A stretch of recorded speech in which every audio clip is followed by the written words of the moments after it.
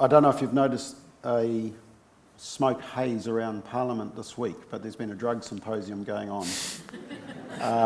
A very strong push for decriminalisation of marijuana.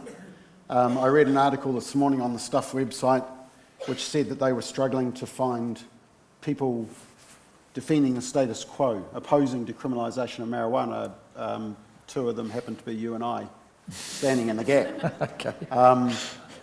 The argument is that it's not a criminal issue, it should be a health issue. Why should we lock up people who have a joint?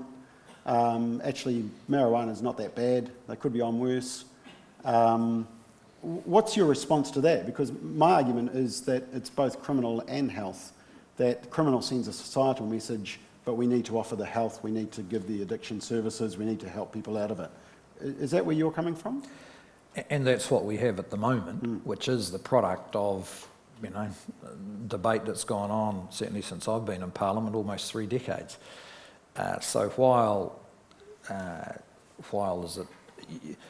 this discussion's going on, I think it's important to be open to different approaches that may lead to better results. That is, fewer people whose lives are harmed by the drugs.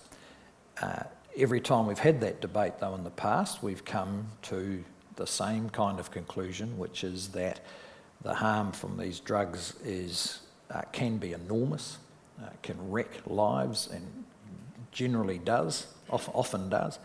They often do. And so the current law is they remain illegal drugs, marijuana or P or any number of the other Class A drugs and so on. And I just think the case needs to be a bit more compelling than saying a bit more compelling than some people who just say, well, now we don't quite care anymore. Well, for the family with the 17-year-old who's smoked too much dope and having that mixed in with, say, some kind of psychosis, they don't want more of it. They don't want more other people affected by it. So you have at the moment countries around the world that are trying different ways of dealing with marijuana. Well, let's see how it goes. In the meantime, though, the position in New Zealand is clear. It's not just a matter of my opinion or your opinion. It happens to be the law as passed by Parliament and debated many times. I think there are some pretty challenging issues these days, particularly with methamphetamines.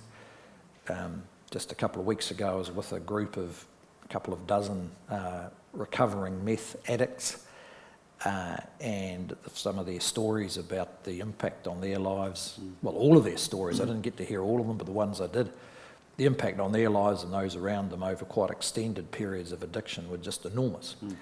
And we have had to ramp up considerably the treatment services. Now, I think that's dealing with some people who weren't getting treatment before but are now. The good news is that, on this big group of people, most of them were getting out of it, which is fantastic. I mean, it's worth the effort if it changes one life. So there is a bill currently might come up for vote before the election on medicinal marijuana, Julianne Genter from the Green Party. In my view, the government seems to be taking a cautious but responsible approach to medicinal marijuana based on research, based on ministry input, non-smoked, controlled. But where does National stand? Because I know that National could kill that bill just by voting against that medicinal marijuana bill, because that bill is basically smoke dope in your backyard. In fact, you can get your friends to smoke it for you if you've got a back pain. Do we want to go down that road? Well, whether it gets killed or not will depend on the votes in the Parliament. We're not a majority. We need to remember that all the time. So we've yet to have our own caucus discussion about how exactly we'll deal with that bill, but it does amount to sort of doctors driving doctor-approved decriminalisation, which is probably a bit broader than actually what people think they want. When there's polling on this issue, it's quite often when people are responding positively, what the picture they tend to have in their mind, and those I've discussed with, and I don't want to pretend I've talked to everybody, which is someone who is in real discomfort and pain, for whom this would make a difference. Now, generally, the way we deal with that situation is there are drugs and medicines available that have been through clinical trials, and some of the cannabis-based drugs have been and are certified, are regulated medicines. And I don't think there's any reason why we should be concerned about that. So I think you've got most people who want the situation where it's available if it's going to be effective, and the normal processes that we apply to that are the clinical processes that regulate all the drugs. Then I think there's another group of people who would see this bill as a crowbar for opening the door on loose leaf marijuana. So we've got to make sure that whatever debate happens, even if we're against it and the bill goes forward, that there's clarity about whether we're trying to meet the needs of people for whom, of course, you would have compassion and want them to have access to the medicines that will assist them on the one hand, or whether you're just trying to actually just decriminalise more broadly on the other hand, which is a debate you can have, but you should be open about it and not use a medical smokescreen.